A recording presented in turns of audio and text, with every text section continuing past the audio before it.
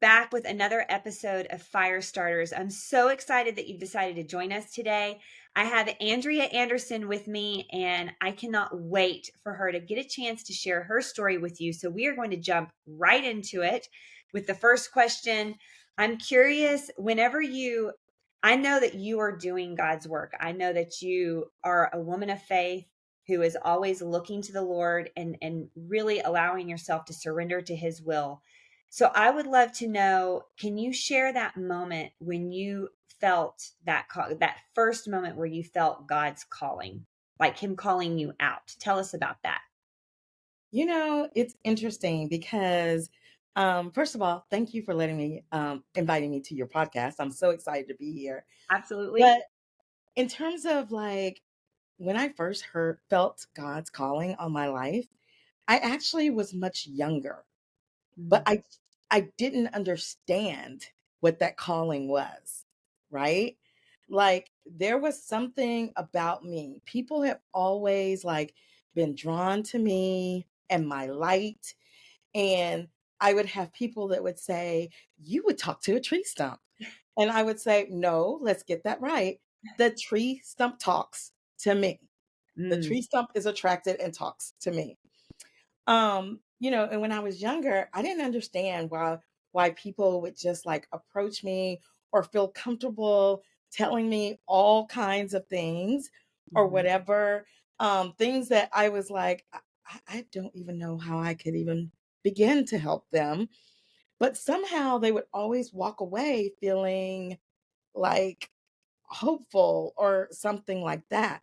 So again, when I was younger, I didn't really understand it. But then as I grew older and as obviously as I grew in maturity in my spirituality and my relationship with God, I really truly began to understand it for the gift that it was, right? Mm. And so, I now, and for many, many years now, have embraced this gift that I have. Like, I feel like I was put on this earth to have transformational impact and to make a difference in the lives of others.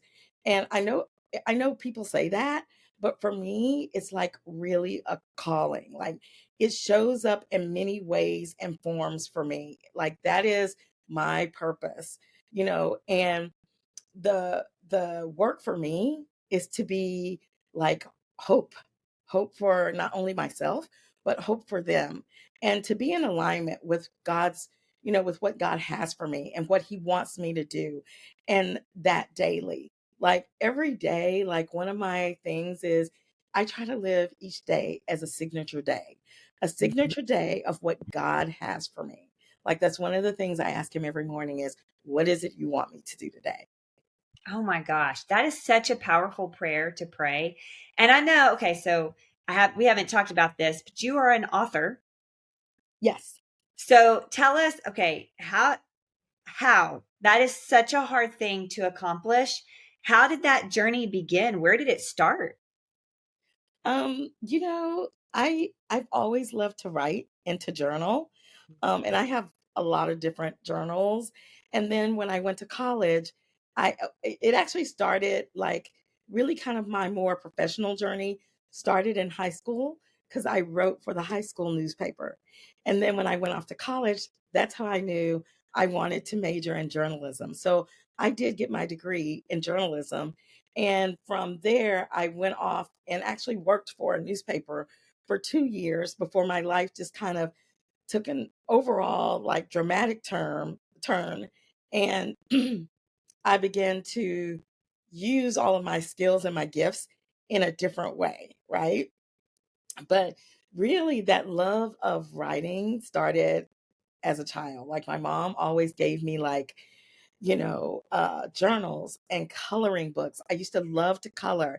Like I was that kid that went from an 8 count box of crayons to the 68 count box, right? Like, because I love color. And I just feel like we should live life in color, right? Um, so just that whole love of paper and pen, that's kind of how it started. And I always knew I wanted to write a book. I was approached probably oh, maybe 15 years ago or long or a little longer, about being part of a book that was going to be co-authored by a number of entrepreneurial women, and Mhm. it was on branding. I have a background now in marketing, branding, and communications, so I authored a chapter in that book, um, and it was called, like the My Brand Edition or something like that, and that was a great first step. I love that. We actually had like a book showcase, and I got to meet some really wonderful entrepreneurial women as a part of that journey. We had master classes. And then in 2020, in 2020, I was asked to join a writing group. And so one of my friends who was in this writing group, she knew I loved to write and she knew I wanted to write a book. So I'm working on this ultimate book that's going to be my own. Yes. And anyways, so I got invited to be part of this writing group. And as a part of that group, I didn't know until after I had joined the group. It was like a month later that I found out that we were going to co author and publish a book of short stories. And so I had to come up with a short story. And I decided to venture out and do something like fiction, but fiction that was relatable. Mhm. And how I know is that was like a gift from God to be a part of that group and to do that story was after there was 9 of us, and after we pulled all of our stories together, the title of the book was called A Kiss from God. Oh, wow. And Wow. it actually comes from one of the stories that another lady wrote, but it's called A Kiss from God. And not all of the stories have a Christian faith, you know, uh, storyline. Mine does have some of that, a lot of that built into it. So for me, it just was great. It was a natural. And I really loved that. So I think we published that in 2020, the beginning of 2022. So we did the writing in 2021 and we published in 2022. Wow. I love how you mentioned even as a little girl, I think if we all look back in our minds, I mean, okay, so first of all, you and I both agree we have these dreams, these desires that God puts in our heart that He calls Mhm. us out into. And they typically they require the road less traveled and a lot of faith. But if we think about that dream and what He calls us to, we can trace back elements of who He's made us and the passions He's put in our lives, like you journaling, coloring, having a life of color, all of that were hints and clues into the direction that he has been calling you. So you said, go ahead, I can tell you have Yeah, something. because I just want to mention, what's so interesting about what you're saying is, so I mentioned to you that I've had this desire to write my own book, right? And Mhm. the book is actually going to be kind of a leadership, servant leader type book type thing. And I even have a name for it. It's called A Signature Life. Mhm. A, because I used my initial for both my company and because it's my name and Andrea Anderson. So I've always been in love with the letter A. So, but it's called A Signature Life, and we have a mutual friend, Mhm. another, except she's Andrea. Yes. Um, I She and I have had discussions, and I've said I don't understand why it's taking me so long to write this book. Like, why don't I, why haven't I just knocked it out? Like, I feel like I've got bits and pieces of it. I've done an outline. And she said to me, you know why you haven't written it yet? She said, because you're not finished living the life that God wants you to live to tell the story. Oh, she is. And I think that is so insightful. And so after that really resonated with me and it took the pressure off of me. I'm like, it doesn't mean I can't write. I can write other things, but I am a person who believes in everything in God's timing. And it's just not the time for me to write a signature life. Yes. Okay. So That really resonates with me, Andrea, because I think, and I'll speak for me, and I want to know where you're at with this. I have these dreams and these desires, and I feel like a racehorse just at the gate. And I'm like, somebody hit the button and open my door. Just hit the button. I'm ready to run, but the door's not opening. And I've had those same conversations with that same mutual friend. And so I wonder for you, how do you balance or manage this deep passion, to desire to get going, but also knowing like things aren't clicking, it's not the right time. What do you do in the in between? How do you manage? How do you stay on God's path and hold that desire? How do you do that? Yeah. I think so one of the ways I do that is I don't just focus all of my time and energy on a certain goal. I Mm, know some people do. Some people are just very goal oriented and they're going to go after that goal no matter what, right? right. Like I'm like you. I will try to go after the goal, but if I get hit with too many obstacles, then I find it's a time for me to, okay, let me step back and be still Oh, because, and try to discern, am I not being able to move forward because God is saying, this is not your time? Or am I caught up and trying to move this forward because it's my desire and not necessarily his will, right?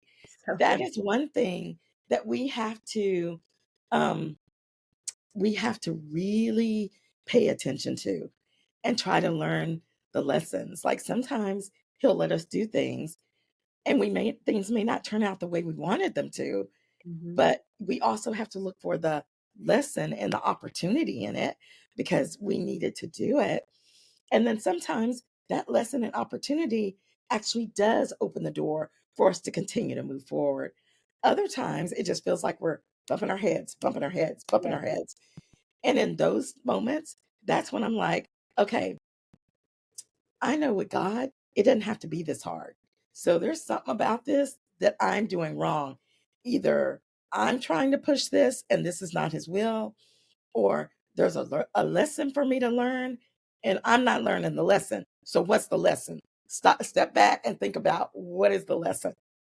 That is okay. So it's divine that we're recording this podcast on the day that we are, because friend, you just described exactly where I am right now. And you said something so important that I hope the women who are here listening today, I hope they stop and consider your words, because it is so wise. Taking the time to be still and to be quiet and really consider, what is the situation here? Am I, because God doesn't make it that hard, especially when it's a dream he's placed in your heart. Yeah. He's going to make the way. We don't make the way, he does. But there's this nuance between what is the work he has called me to do and where has he called my attention, and what is he not calling me to do right now, and where's the lesson. That is Yeah. so good. Only somebody who's walked this walk can speak to that. Yeah. And it's interesting because I feel like, when we talk about challenges that we face, Hmm. like in my walk in my business, in my walk professionally, personally, like the biggest challenge that I feel like I've ever had was just learning to trust that God's got it, that He's got it, and that He will provide for my essential needs, right?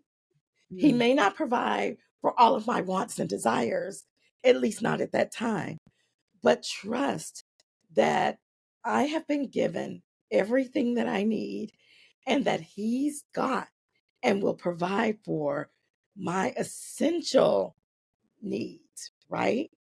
Like I remember when I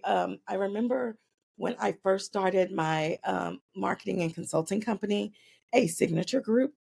I did that. I started that company at a time when um, I actually had been laid off from work. And Mhm. at the time, I had been working nonprofit and I had decided, you know what? I've been doing nonprofit for a number of years. I think I want to move back over to corporate. And I had interviews, sometimes three, four, five, six interviews, Oh, and wow. then nothing was coming together. Either I was too qualified, underqualified, the job got frozen, they decided to put it on hold, whatever. I later found out that my best friend from college, like of 30 years, she called me. She'd already been diagnosed with ovarian cancer, and she had been on a journey for like 4 years, and I had been on that journey with her as like her person, right? Mhm. During this time when I was laid off and nothing was coming together, she called me as soon as she left the doctor and received the news that she was going to have to try to get into a trial. And because of my former work with in breast cancer, I actually understood what, like, if you're forced to get into a trial, what that means. And Mm. I knew it before she ever said the words. Her doctor, she'd had the same doctor for 4 years, and he told her he always had had a plan B. And when he didn't mention a plan B, she was like, Dr. T, what's plan B? He was like, Stacy, I'm afraid to tell you there is no plan B. If you get in this trial and the trial doesn't work, you're literally looking at about 2 months, 2 to 3 months to live. And when I tell you he called it to a T, it was to a T. Mm. But when she called to tell me that, when she called to tell me that, what I said to her was, whatever you need. I am here for you for whatever you need, right? I I did not even hesitate. And when I hung up, I said, God, Yeah. I get it. I get it. This is why nothing has come together, because my job right now, my assignment is to go and help her mother take care of her. Oh, And I did that until she passed. And when I tell you, I go back to the whole God's got it. Remember, I'm unemployed. I'm unemployed, but I got adult bills that fall on me. I got a mortgage, I got credit cards, I got, the whole right. nine. During that time when I was caring for her, God stepped in. I had people to just call me out of the blue and say, hey, can you do some work for me? Can you take on an assignment? And it was all stuff that I could do remotely while being in Austin and taking care of her. Yeah. So when I tell you all my bills got paid, I never missed a beat. Again, that goes back to the whole, we have to learn and trust and be willing to step out on faith that he's going to take care of everything. After taking care of her, a month after she passed, I literally sat straight up I woke up and sat straight up in my bed one morning, and I was like, God, okay, I heard you loud and clear in my sleep. I got to get a job. I got adult bills, right? And that's when I took a moment to be still and discern where he was leading me. And that's why I decided to then step out and start my consulting company, because he had brought me all of these consulting jobs. My gosh, Andrea, that this is why I do this podcast right here. There is a woman right now who is in that moment saying, Yeah. where is the answer? Where is the answer? And can I trust God? Can I even trust him? I know he's good, but come on. I've got adult bills to pay. Why is a door not opening? Yeah. This is the story of his faithfulness. And that experience, we have to leave room for that miracle. That experience of all those people coming forward to you was a sign of saying, "Hey, I've got work for you. This space needs to be filled. It's time to start your business." I was going to ask you what the challenges have been, but I think you just went there. I think you Yeah. just shared that. And it is a challenge. It is a challenge when you think about the essentials and the fear of not being able to meet those. It is a step out in faith. Mhm. But Go ahead. Go ahead. And one more trust thing. Excuse me. When I stepped out on faith, I mean, basically, you know, um, you basically eat what you kill, right? So you got to be going out for, trying to find new clients, more projects all the time. I had taken on a client and had done quite a bit of startup work for this particular client. In doing the startup work, the client then made some changes, did some things that just weren't in alignment with me, who Uh-huh. I was, or my spirit. And I was like, God, what am I doing? What should I do? And it just came to me just like so clearly. And again, this was a trust, step out on faith kind of thing.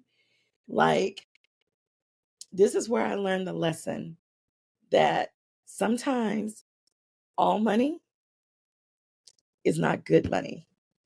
Mm. And you have to trust, again, if I say I'm a woman of faith, I have to trust that God is going to provide for my essential needs. So that was the first time I ever made a decision to actually fire a client. Oh, wow. I made the decision to fire that client, and my first check from her came the next day. I took that check, I put a sticky note on it, I put it in an envelope, sent it back, mailed it back to her. And prior to it getting back to her, I actually picked up the phone and called and said, unfortunately, this working relationship is not working. It's not working for me. And I think you would be better served by getting someone else. And, blah, blah, blah, blah, blah. And like the check that I had gotten, it was a sizable check. Did I know how I was going to pay my mortgage in like 20 more days? No, but I knew that that was the right thing to do. Wow. That's Now, okay. she was a great person. She actually sent me another check to pay me for all the work that I had done, just not all of the retainer. But I didn't ask her for that Mm. because I wanted to be, I'm really big about integrity and, things like that. I was willing to take the hit because it was my decision to walk away, right? Mm-hmm. That's stewarding well what God what God gives you. And I think there's a surrender. This is something that's important, especially where your dream is concerned. You've started your business, you have your own business now. This is a dream, but never holding it so tight that you're willing to go back on your faith or not be in alignment with who God's called you to be in the relationship that you have with him, that you trust him utmost and know that everything flows from him. And it's so funny that you would say that because like you said, not holding the dream so tight that I'm not open to other things that he's calling me to. Mm. So I have my business, it's still open, but it's like on the back burner. And it's on the back burner because I was working in my business, doing just fine. And someone reached out to me about an entirely different opportunity that sent me on another journey with small business and entrepreneurship. And then that journey has led me to where I am now, which is even more focused and centered into my real mission, vision, and purpose. And so now I'm actually working in women's leadership development and making that transformational impact, Yes. like on so many women's lives, right?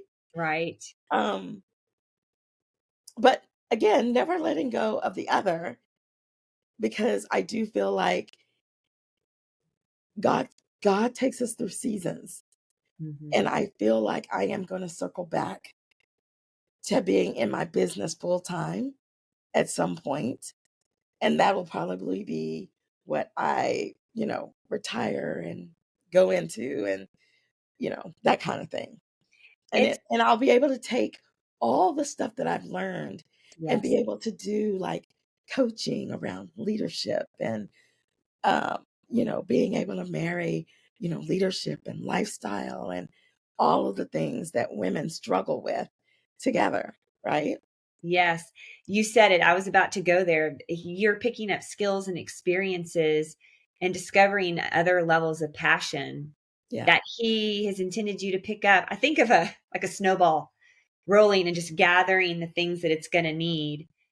That's what he's doing with you. We may end up collaborating in the future because our passions are I know they're so aligned. they're so aligned. They're so aligned. I was going to ask you when I was thinking about, well, I had this question in my mind and I think it still goes. How do you balance your personal life with God's calling on your life? That's a very to be a dream chaser and a fire starter. And you are a fire starter. I have to go back to that because from the very beginning you talked about the tree stump and all that. Andrea, you're the type of person that when others are around you, they're ignited. Their Thank faith is you. ignited, their dreamer starts going. And so you're not just pursuing God's call in your life and stepping out in obedience. As you do that, you're igniting the women around you. And that's I know you have lots of conversations. It's a big thing to manage all of that. So, how do you take your personal life and balance that with God's calling and the mission that He has you on?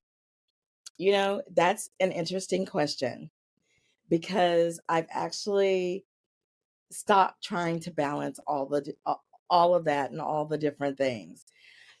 I now have grown in my relationship with God and who I think He has created and wants me to be. Mm, And my life is God's calling and His will. That's how I view it. So every day, I pray that I be in alignment with His will, His way, and His word. It's not easy. Trust me, I don't always get it right. I have to step back and be like, "Oh, sorry about that.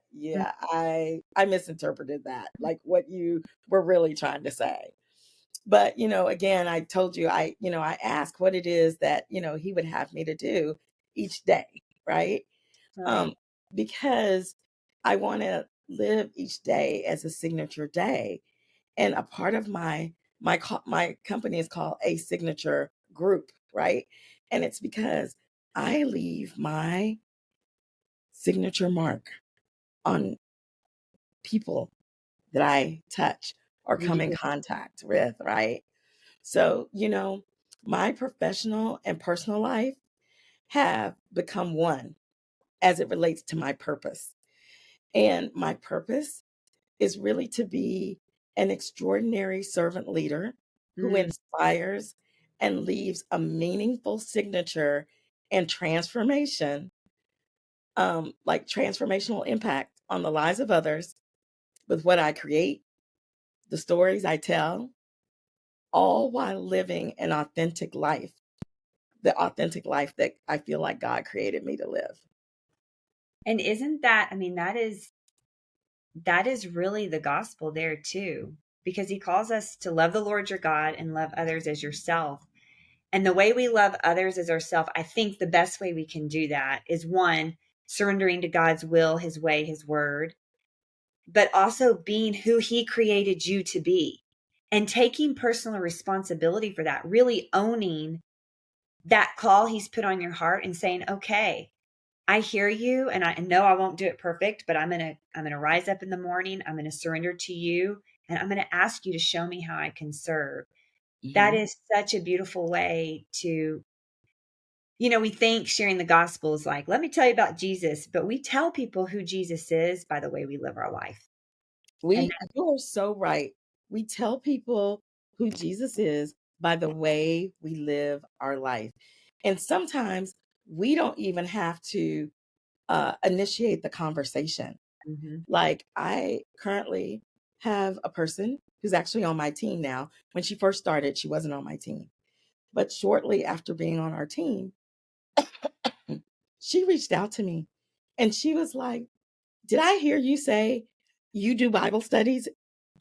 And I was like, I said, "No, I don't think I mentioned that on, in our huddle or in one of our, we have team meetings and things like that." I was like, "I don't think I mentioned that." I said, "You may have heard me." I said, "I may have said something about," I said, like, prayer and devotion is very important to me. I said, "I will just tell you, I'm a Christian, and that's very important to me." And I said, "My relationship with God is very important. So I spend time with him every day on a daily basis." I Mhm. was like, "But yeah, I don't necessarily lead, not right now." Like, in the past, like I've taught like divorce care and, some other things like within the church and all that. But right now, no. And, but she shared with me, she said, "There was just something about you that I felt safe to be able to come and say, I just felt like, you know, you were a woman of faith and Mm, that you might be able to talk to me and encourage me and lift me up. I need some hope right now. yeah. I'm struggling, blah blah blah blah blah." And, ever since then, like, I actually love that we can, outside of work, have these kind of conversations, you Yes. know, and that I can share my journey with her. She also encourages me, and she shares like wonderful stories. I don't think she realizes it, but stories of things that she's gone through and the lessons she's learned. And those actually also help me because Yeah. I feel like we can learn from one another. Isn't that beautiful? And that's that A signature life, you showing up with that joy and that surrender that allows people to, that's why people come forward with you and they're like, I need to talk to you. I need to be close to you. That's exactly how I felt when I met you. I was like, I'm going to know her. She's going to be in my life, whether she likes it or not. I'm pulling her in. I'm sure you have so many who do that. Okay, so I want to leave our listeners with this. What advice would you give to somebody who has that call, who feels that pull, but they're scared to take that leap? What would you say? The advice I would give is to say, never be afraid Hmm. to embrace and step into God's blessings, Oh, even when you don't understand them. Because trust me, there are a lot of things that He's called me to do that I didn't understand. Or also, like things like, I'm like, "God, I know too much is given, much is required, but sometimes I wish you didn't trust me so much," right? oh, Like, one of my favorite characters in the Bible is Moses. And, Moses, I mean, and there's other characters in the Bible who have felt the same way. Like when they were called, hmm, they did not feel equipped for yes, the assignment hmm, and ask God, "Are you sure?" take it Yeah, away. I've had some of those "are you sure" moments, right? Like, I don't even, "God, I know you're pulling me over here or you put me in this particular scenario or situation, and I'm not really sure what I'm supposed to do with that." Yeah, But I always figure it out or it comes together because he has a plan. I just have to trust he has a plan, especially when I don't have a plan. If I don't see the plan, I definitely got to trust that he got the plan. that's true. And as our mutual friend shared with me, and I'm sure she said the same thing to you, I find that God doesn't give you the second step until you're obedient with the first step. Yeah. And that is so true. So you may not see the long vision, or you do, but you don't see like how you're going to get there. And it's like he's revealed one step. You got to take it. And it's so funny that you should touch on that because one of the things that I am really good at and really gifted, it's like one of my gifts, is being able to see like the plan for someone else's life or like the steps they should take, right? Mm-hmm. But totally not being able to see that for my own life. Isn't that interesting? And that is not by mistake. No. And I believe that's not by mistake because God means he wants me to trust him. Mm-hmm. He will unveil things in his own time, I do eventually get to see, "Oh, okay," and that's when I go, "I get it, I get it, I get it," right? But it's not like I just, like, see it or, I've had conversations with people and, they'll say, "Well, God spoke to me," and it never fails. It's always during a time when I feel like I'm in a God drought, right? Like, Yes. because I'm praying, but I don't feel like God is talking to me. I mean, he talks to me, don't get me wrong, but there are times when I'm like, "Okay, are you up there? Are you speaking to me?" And I'll Yeah. be like, "Well, I'm glad he's talking to somebody because he's not talking to me." I've had those moments. I've had those moments. I've gotten off the phone and been like, you got a lot to say to her. What, why aren't you, hello? Yes, I've had those. That resonates.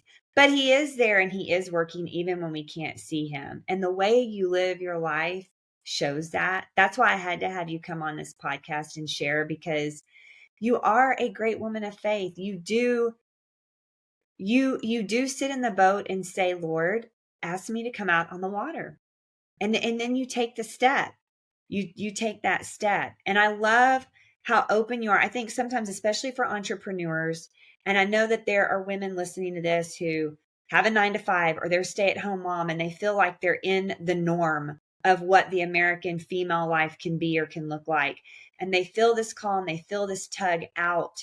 And they're so unsure if they should do it. Is it smart? Am I going to be a fool? What if I fail? Am I even worthy? All of those things. It's so important for them to hear your story and to hear that it can look so many different ways and don't hold anything too tight. You can still keep the 9 to 5 and gain skills and learn lessons through Right. that and work over here and be called over here. It's not singular. God is so diverse and multidimensional and we are created in his image. And I think Yes. that's an important thing for all of us to remember on this journey. Yeah. That is so important. And to your point, I also want women to realize they don't have to feel like they're being tugged in so many directions. Sometimes if if you're in a 9 to 5, sometimes that's where you're supposed to be. But if you're married with family and kids, sometimes there are times when that's where your focus needs to be. Mm. And don't be afraid if God is directing you or leading you there to do that. Yeah, that's I so know we as women, we get so caught up that if we leave the 9 to 5 and go focus over here, it's gonna be so hard for us to come back or, whatever. yeah, We're in different times. And here's the thing, no one can take from you what God has for you. that is amen. That is so true. And we are living in different times. The fluidity with which we can step in and out of things, our culture is open up to that now. Mhm. It really is. You can step away from something, and when people say, "Well, where have you been? What have you been doing?" and you tell them, they're like, "Oh, that makes sense. There's a lot of people who've done that. That that's fine." I think that is so true, and nobody can take away what God has for Right. you. Amen. Amen. Can I just say you have blessed us today. I am so grateful for who you are, that you wake up in the morning and you turn your head to face the Lord and you are a servant leader. Thank you for answering that call on your life and taking personal responsibility for it because I know you've blessed everybody here who's listened. And what's going to happen is it's going to ignite in them that that empowerment to go and to do the same. So I cannot thank you enough, friend. I cannot thank you enough. Thank you so much for having me, and you know I love you to the core. I hope, because I plan to hold you close.